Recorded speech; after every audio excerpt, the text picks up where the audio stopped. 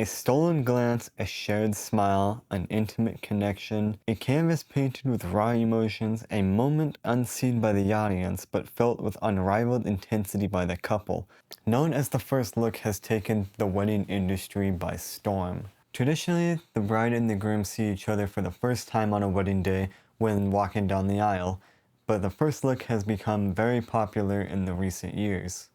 Hello, my name is Ben. I'm a wedding photographer here based in San Diego, and if it isn't obvious yet, today we're talking about first looks.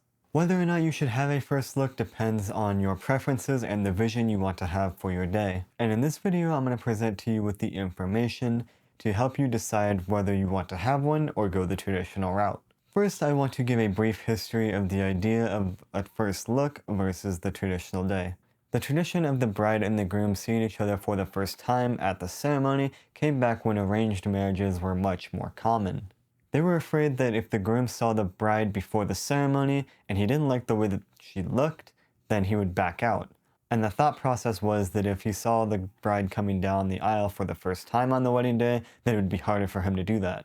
All that to say that it doesn't really matter because nowadays we choose our partners and you shouldn't go with a traditional day just because of the word. So why should you do a first look? The main benefit of having a first look is that you actually get to spend most of your cocktail hour at the cocktail hour rather than taking photos.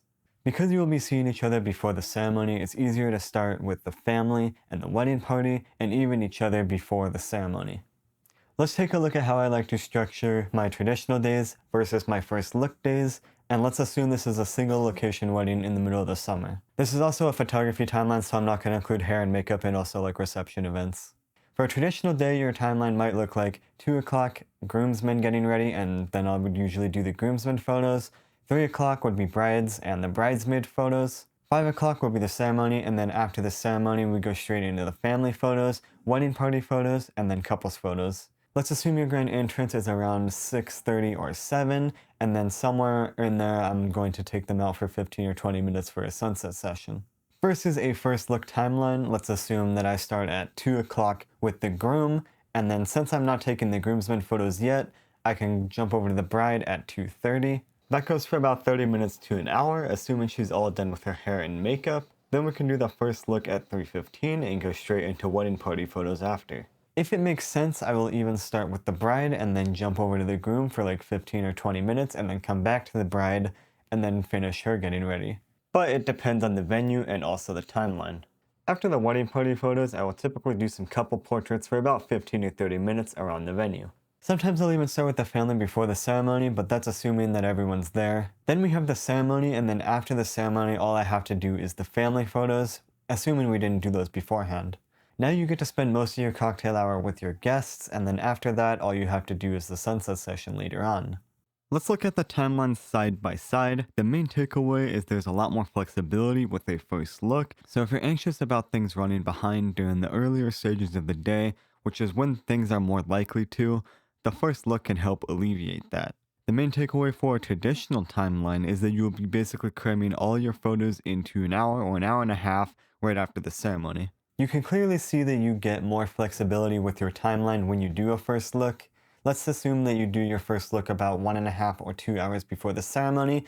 After that, you can immediately go into wedding party photos and then couples photos around the venue. Now let's talk about setting up a first look. Starting with the location, I like to choose the location just based on the lighting, and this will usually vary where it is on the venue, the time of day, a bunch of factors that go into it. But I do like to ask my couples where they would like to have their first look, and I'll see if it works. Secondly, I do recommend doing your first look in private without the bridal party or any family members. This allows you to have your moment together without any family or friends ruining it, which, spoiler alert, I have had that happen. Now, of course, you could just tell everyone to zip it or stand farther back, but depending on the group, that might not even work. Plus, it also like half defeats the purpose of having a first look. Of course, you still get the benefit of the flexible timeline, but if you have everyone watching you, you kind of lose out on that privacy factor. There's two ways I set up my first looks. The first one being where the bride walks up to the groom and taps him on his shoulder. So how this is going to work, right? You're just going to look this way, right? Okay. Okay. She's going to come out and she's going to tap on your right shoulder. You're going to turn to your clockwise direction. Okay. So this way. That way we can see her reaction when you turn. Oh, Okay. challenge? Yeah. Oh, okay. Yeah. stay with me. Come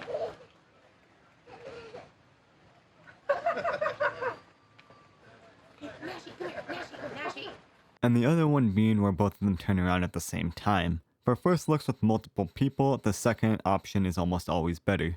3, 2, 1, go.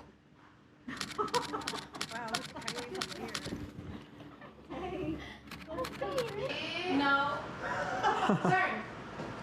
Oh my God!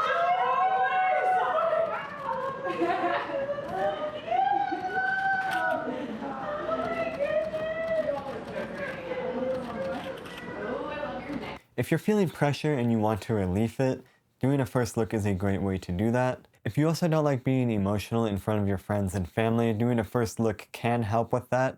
But obviously, if you guys are emotional people, I've seen people cry both ways, so. But it can help you calm your nerves, and I have actually seen people have even more genuine reactions just because they don't have the pressure from the crowd. You also get very little alone time on your wedding day, even during dinner when people are still going to come up to you. So if you do want more alone time on your wedding day with just the two of you, consider doing a first look. If you don't want to do a first look and you still want to exchange private vows with each other before the ceremony, you can do actually a first touch, which is pretty similar except you won't see each other and you won't ruin the surprise before the ceremony. You also don't have to limit your first look to just the two of you, and I find that it's equally as common to have a first look with your parents or siblings or even your wedding party. Now let's talk about why you shouldn't do a first look. The first reason you wouldn't want to do a first look is if it doesn't fit well into your schedule.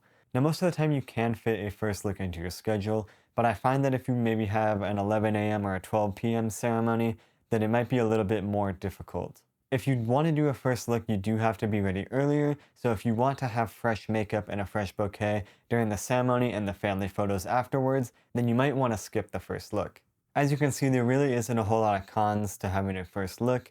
It's just really your personal preference if you want that special moment to be in private with each other before the ceremony or as you're walking down the aisle.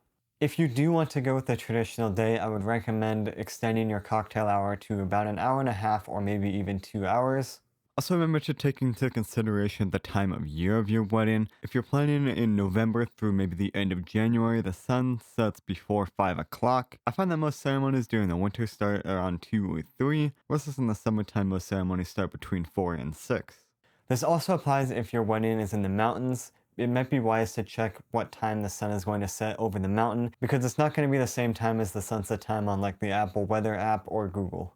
Like I said, the decision to have a first look is a personal one, and I'm just really here to provide the information with both sides. Communicate with each other and make the choice that aligns best with the vision of your day. Thank you guys all so much for watching. I hope this helped make the decision for you guys. If you found this helpful, make sure to check out this video, which shows you the best engagement session locations in San Diego.